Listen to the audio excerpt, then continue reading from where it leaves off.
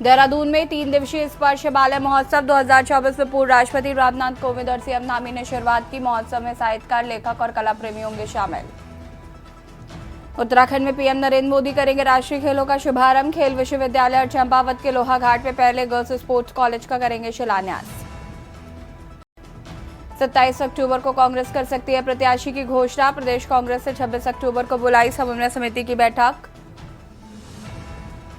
देहरादून में यूकेडी ने किया मुख्यमंत्री आवास कोष। तांडव रैली निकालकर सशक्त भू कानून और 1950 के मूल निवास की उठाई मांग।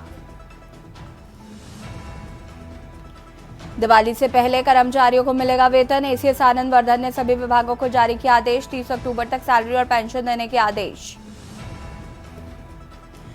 उत्तरकाशी में मस्जिद को लेकर विवाद, पथराव और लाठीचार्ज। तनाव के बाद पूरे जिले में धारा 163 लागू। शहर में भारी पुलिस बल तैनात। आप देख रहे हैं के न्यूज, खबरों का सारथी। नमस्कार, खबर उत्तराखंड में आप सभी का स्वागत है। मैं हूं आपके साथ यश शुक्ला। दीपावली का पर्व नजदीक आते ही लोग दीपावली की तैयारियों में जुट जाते हैं और जोर शोर से बाजारों में उसकी तैयारी देखने को मिलती है। दूसरी तरफ गलत तरीके से आतिशबाजी के चलते लोगों को भी काफी नुकसान होता है। किसी के घरों में आग लग जाती है तो कोई खुद ही चोटिल हो जाता है।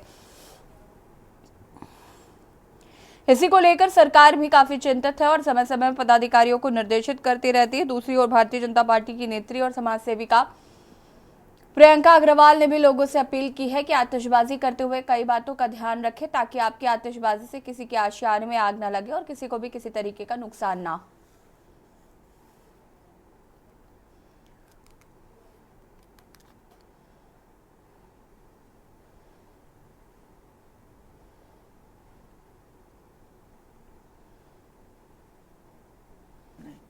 दीपावली खुशियों का त्यौहार है। यह त्यौहार हमें अंधकार से प्रकाश की ओर लेके जाता है, अज्ञानता से ज्ञान की ओर लेके जाता है। तो इसलिए हम लोगों को अपनी अज्ञानता ना दिखा के ज्ञान दिखाना है कि दीपावली में आप देखिए आतिशबाजी बहुत बुरी तरीके से लोग करते हैं, तो वो बुरी तरीके से ना हो के आप खुशहाली तरीके से करिए। और जनता से मेरी एक आग्रह ये है कि खुशियों का त्यौहार है, इसे किसी दुर्घटना में मत बदलिए। तो मैं चाहूंगी कि सावधानी हटी दुर्घटना घटी वाली स्थिति ना आए। धन्यवाद। खबर बागेश्वर से है। जनपद के अंतर्गत कपकोट तहसील में तहसीलदार के निर्देशन में राजस्व अमीनों द्वारा कपकोट सूपी निवासी राजू राम पुत्र जसपाल राम को 66,300 रुपए बकाया न देने पर राजस्व हवाला तहसील में बंद किया गया।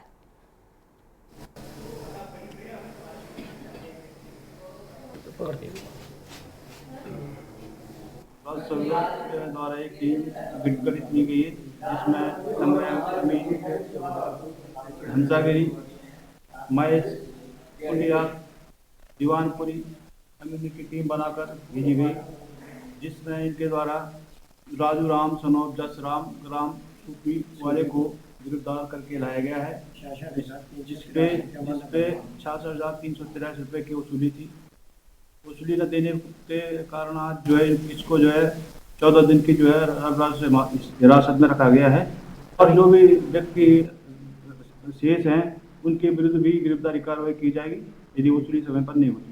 फिर इसके जामीन मान जो 14 दिन के लिए हिरासत में रखा गया है, इसके जामीन के विरुद्ध जो है फिर कार्रवाई कर दी जाएगी। खबर नैनीताल से है, जहां पर कुमाऊं आयुक्त एवं सचिव मुख्यमंत्री दीपक रावत ने गुरुवार देर रात शाम राजकीय प्रजनन उद्यान भीमताल में औचक निरीक्षण के दौरान कई प्रकार की गड़बड़ियां मिलने पर आयुक्त ने तत्काल राजकीय प्रजनन उद्यान भीमताल के परंपरागत कृषि विकास योजना के अंतर्गत संचालित आउटलेट को सील करने के निर्देश दिए।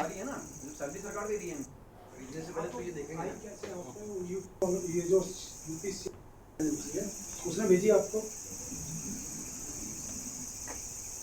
अरे हाँ मंगाया था, तो चिट्ठी भेजी हुई मंगा लेगी। या वो वैसे भी किसी का एक का नाम कैसे चुन सकता है सीधे?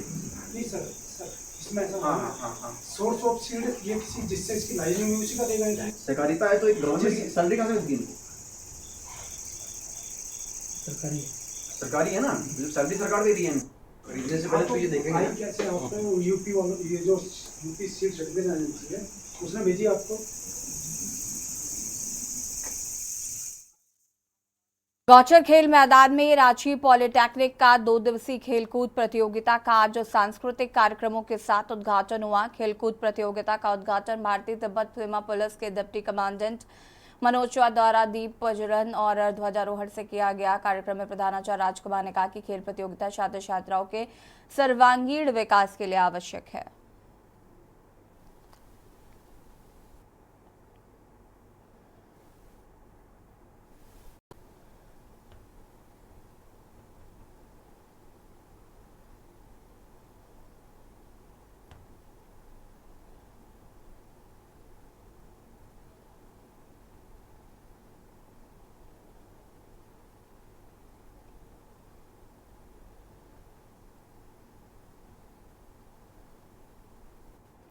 उत्तराखंड पर्यावरण संरक्षण एवं प्रदूषण नियंत्रण बोर्ड ने दून समेत 13 शहरों में AQI की 24 घंटे थर्ड पार्टी मॉनिटरिंग शुरू कर दी है और इस तरह से दीपावली के बाद में विभिन्न स्थानों पर वायु प्रदूषण की स्थिति परखी जाएगी। उत्तराखंड प्रदूषण नियंत्रण बोर्ड के क्षेत्रीय अधिकारी अमित पोखरियाल ने बताया कि देहरादून, ऋषिकेश और टेहरी में AQI की मॉनिटरिंग शुरू कर दी गई। इसके अलावा राजधानी देहरादून के नेहरू कॉलोनी और घंटाघर में भी AQI की मॉनिटरिंग की जा रही।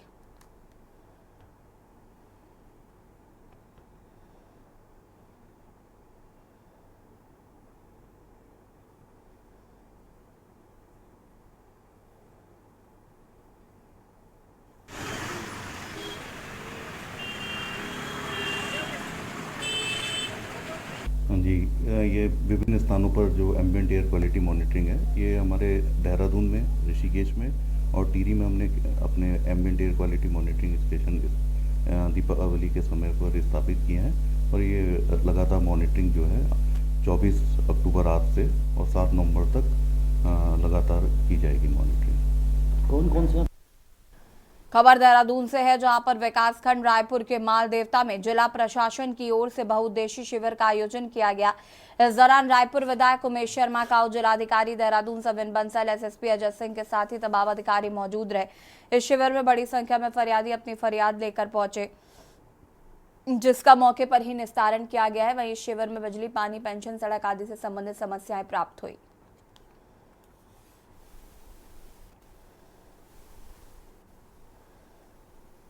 मसूरी में हो चुका है, ऋषिकेश में किया गया है, भाऊबोला में किया गया है, जन सुनवाई, जनता दर्शन, फील्ड इंस्पेक्शंस और बहुउद्देशीय शिविर। ये जो हमारा एक स्पेक्ट्रम है पब्लिक से कनेक्ट होने का, ये चलता रहेगा, जारी रहेगा। सर, देहरादून की सड़क प्रधानमंत्री नरेंद्र मोदी उत्तराखंड में होने वाले राष्ट्रीय खेलों का शुभारंभ करेंगे। खेल मंत्री रेखा आर्या ने सचिवालय देहरादून में आयोजित बैठक में अधिकारियों को राष्ट्रीय खेलों की तैयारियों में किसी भी तरह की कोताही न बरतने के निर्देश दिए हैं। उन्होंने कहा है कि खेलों से संबंधित सभी कार्य तय समय पर पूरे कर लिए जाएं। मंत्री रेखा आर्या ने बताया कि 28 जनवरी को राष्ट्रीय खेलों के शुभारंभ मौके पर प्रधानमंत्री नरेंद्र मोदी राज्य में प्रस्तावित खेल विश्वविद्यालय और महिला स्पोर्ट्स कॉलेज का भी शुभारंभ करेंगे।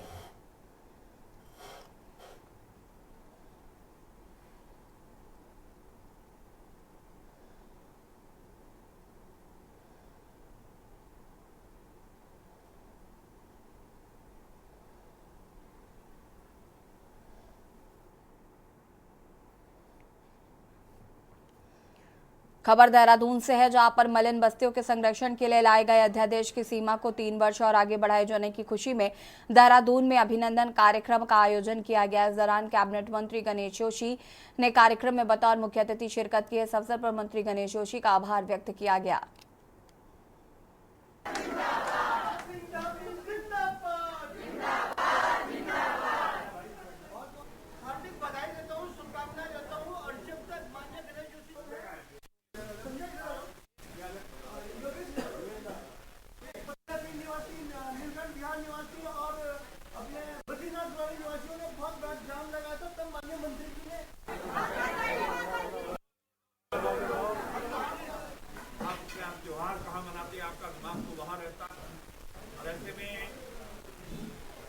जो फैसला किया है, स्वामी जी का जितना भी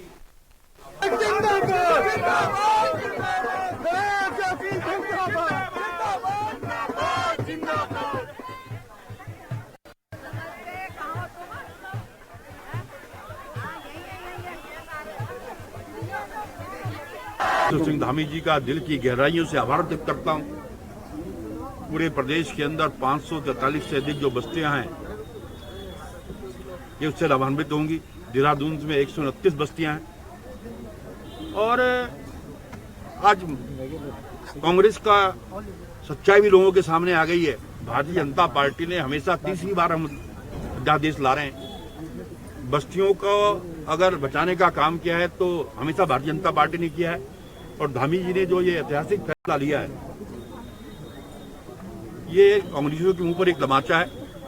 और क्योंकि कांग्रेस हमेशा मरीन बस्ती की राजनीति करने की बात करती है, लेकिन मुझे कहते हुए गर्व होता है कि आज मरीन बस्ती का विश्वास भारतीय जनता पार्टी पर है। अभी आपने देखा कि लोकसभा के चुनाव में रिकॉर्ड तोड़ वोट में मिले। इससे पहले नगर के चुनाव में हमारा वोट बना, विधायक के चुनाव में इन लोगों का अपार समर्थन हमको मिला और हमेशा भारतीय जनता पार्टी इन बस्ती वासियों के साथ में है और इसके लिए मैं धामी जी का एक बार अभिनंदन करता हूँ। खबर देहरादून से है, जहां पर केदारनाथ उपचुनाव को लेकर भाजपा कांग्रेस की तैयारियां तेज हो गई हैं। दिल्ली में कांग्रेस की महत्वपूर्ण बैठक हुई। केदारनाथ उपचुनाव को जीतने की रणनीति के साथ ही उपचुनाव के प्रत्याशियों पर मंथन किया गया है। कांग्रेस प्रदेश संगठन उपाध्यक्ष मथुरा दत्त जोशी ने बताया कि बैठक में आगामी रणनीति पर मंथन किया गया। पार्टी की बैठक में प्रदेश ने पार्टी के प्रदेश अध्यक्ष करण माहरा के साथ ही तमाम अन्य वरिष्ठ नेता मौजूद रहे।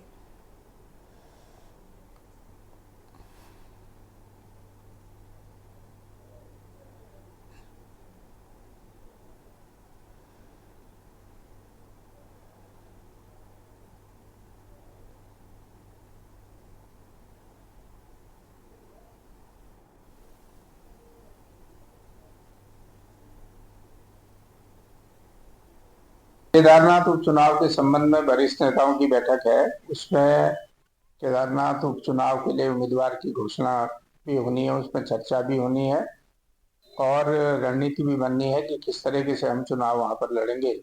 सारे वरिष्ठ नेता उस बैठक में उपस्थित रहेंगे।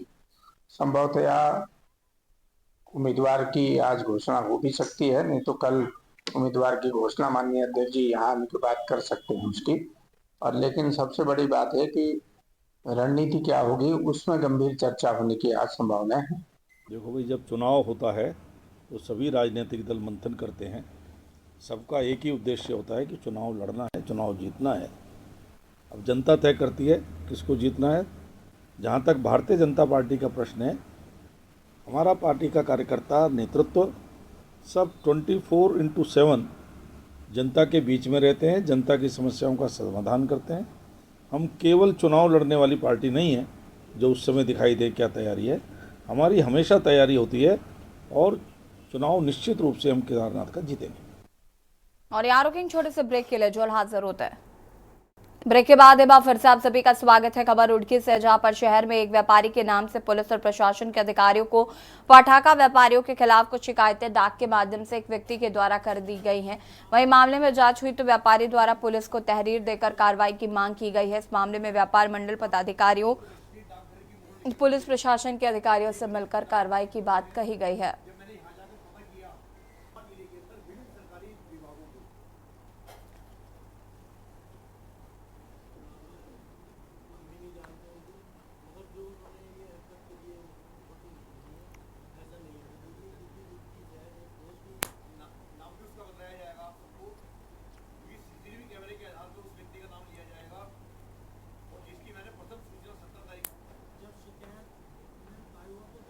लगभग 30 वर्ष मेरे को इस समाज के अंदर कार्य करते हुए हो गए हैं।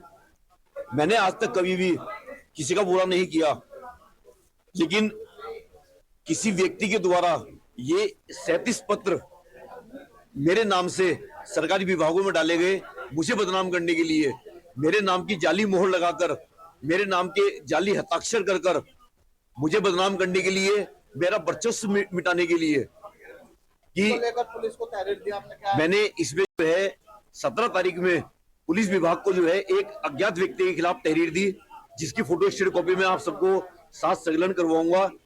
और जहां पर ये 17 डाक पत्र बड़े डाक खाने के अंदर डाले गए, वहां की सीसीटीवी कैमरे की फुटेज के आधार पर मैंने उस व्यक्ति को चिन्हित किया है।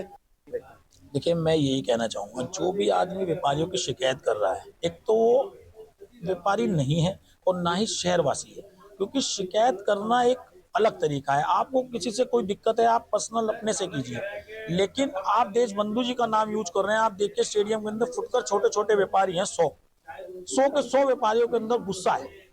कल को खुदा न खास्ता, भगवान न करे, ये भी अपना दुकान वहां लगाते हैं और कोई लड़ाई झगड़ा हो जाए तो इसका जिम्मेदार होगा कौन? माना देशबंधु जी के साथ कोई हादसा हो जाए गुस्से में, तो कौन जिम्मेदार है? और देशबंधु जी कह रहे हैं कि मैंने ऐसी कोई एप्लीकेशन लगाई ही नहीं है पूरे एरिया में। जिलाधिकारी हरिद्वार के दिशा निर्देश पर ड्रग्स विभाग की टीम लगातार क्षेत्र में ताबड़तोड़ कार्रवाई कर रही है। इसी क्रम में देर शाम ड्रग्स इंस्पेक्टर अनीता भारती ने रुड़की के पिरान कलियर में पुलिस टीम के लिए साथ मिलकर क्षेत्र के मेडिकल स्टोरों का औचक निरीक्षण किया है। इस दौरान उन्होंने मेडिकल स्वामियों को साफ सफाई रखने के निर्देश दिए। ड्रग इंस्पेक्टर अनीता भारती ने बताया कि पिरान कलियर क्षेत्र से लगातार शिकायत मिल रही थी, जिसके बाद पुलिस टीम के साथ क्षेत्र में औचक निरीक्षण किया गया और मेडिकल स्टोरों की जाँच की गई।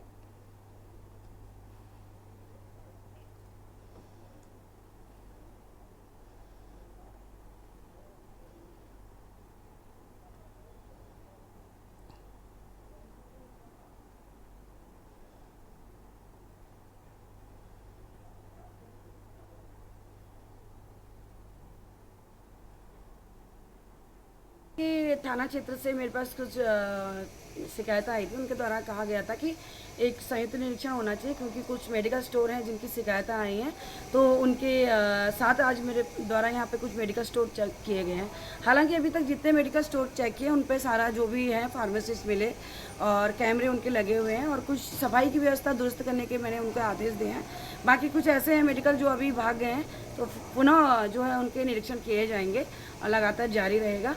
और जो है अगर इस तरीके से अगर कोई दवाइयों का मिसयूज करता है तो उसमें निश्चित ही कार्रवाई होगी।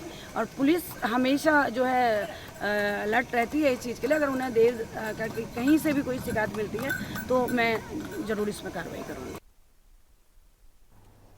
रुद्रप्रयाग केदारनाथ की संवेदनशीलता के साथ ही यहाँ की धार्मिक मर्यादा को ध्यान में रखते हुए केदारनाथ धाम में अनावश्यक ढोल एवं अन्य वाद्य यंत्रों के साथ ही आतिशबाजी पर रोक लगाने की मांग की गई है। और इस बात पर केदार सभा ने बद्री केदार मंदिर समिति के अध्यक्ष को ज्ञापन दिया है। बद्री केदार समिति के अध्यक्ष अजेंद्र अजय को दिए ज्ञापन में केदार सभा के अध्यक्ष राजकुमार तिवारी, महामंत्री अंकित सेमवाल ने कहा कि केदारनाथ धाम में आए दिन यहाँ की धार्मिक मान्यता को प्रभावित करने के कार्य किए जाते हैं। धाम में अनावश्यक ढोल वादन, वाद्य यंत्रों व ध्वनियों की रोकथाम के लिए प्रभावी कार्रवाई की जाए। यहाँ पर आइए, लेकिन जो यहाँ पे शोरगुल होता है, ये वाद्य यंत्र, अनावश्यक ध्वनियां जो होती हैं, अनावश्यक बम पटाखे फोड़े जाते हैं, इसमें आप सभी शिव भक्तों से निवेदन है, कृपया इस हिमालय क्षेत्र में इस ग्लेशियर के बीच बसा जो स्थान है, इसमें ये काम बिल्कुल न करें। एक बार पुनः आप सभी को दीपावली की शुभकामनाएं। आप सभी का इस दिव्य धाम में श्री केदार सभा केदारनाथ की ओर से बहुत बहुत स्वागत। जय बाबा केदार। जय श्री केदार। तो आप लोगों ने तो जैसे सुन ही लिया है कि अब दीपावली है, तो कोशिश करें आप लोग यहाँ पटाखे वगैरह ना लाएं। आप अपने साथ दिए ला सकते हैं और यहाँ दिए जला सकते हैं। बाकी यहाँ दीपावली शांतिपूर्वक मनवाएं। जय श्री केदार, हर हर महादेव। पौड़ी जिले में श्रीनगर विधानसभा क्षेत्र के थलीसार विकासखंड के अंतर्गत कपरोली गांव में ग्राम प्रधान पर विकास कार्यों में ग्रामीणों द्वारा धांधली व भ्रष्टाचार करने का आरोप लगाया गया था। स्थानीय ग्रामीण व आरटीआई कार्यकर्ता भगत सिंह रावत ने बताया कि सूचना के अधिकार के तहत ली गई जानकारी में जो कार्य कागजों में दिखाए गए वो धरातल पर मौजूद नहीं है, जिससे ग्राम सभा में किए गए विकास कार्यों में बड़े पैमाने पर वित्तीय अनियमितताओं का पता चलता है। कोई इस तरह का आरोप है या कोई इस तरह की अनियमितता हुई है तो उसकी जांच करा ली जाएगी। और जो अभी जैसे आपने बताया तो इसके बारे में मैं जो वहाँ पे खंड विकास अधिकारी हैं उनसे आदेशित कर दूंगा कि इसमें जांच कर ले क्या मनरेगा की जो मजदूरी है वो पात्र व्यक्ति को ही मिल रही है या किसी अन्य को भी इस तरह से वहाँ पे कार्य दिया जा रहा है, तो उसके बारे में जाँच करा ली जाएगी। इन्होंने 9 लाख रुपए का ठेका दिया था सरपंच को, कपरोली का मोहन सिंह रावत जी। और मकान के दौरान एक जगह की खुदाई हुई और खुदाई के दौरान ऊपर से गिर गया और इसी मकान के पत्थर पुराने यहाँ से निकाल के और वहाँ पे फिट कर दिया और 1 लाख का बोर्ड लगा दिया गया। या तो ये पैसा इस मकान मालिक को मिले या फिर ये ठेकेदार को क्यों मिलना चाहिए जी। हमारा कहने का मतलब ये है कि ये पैसा मकान मालिक को मिले।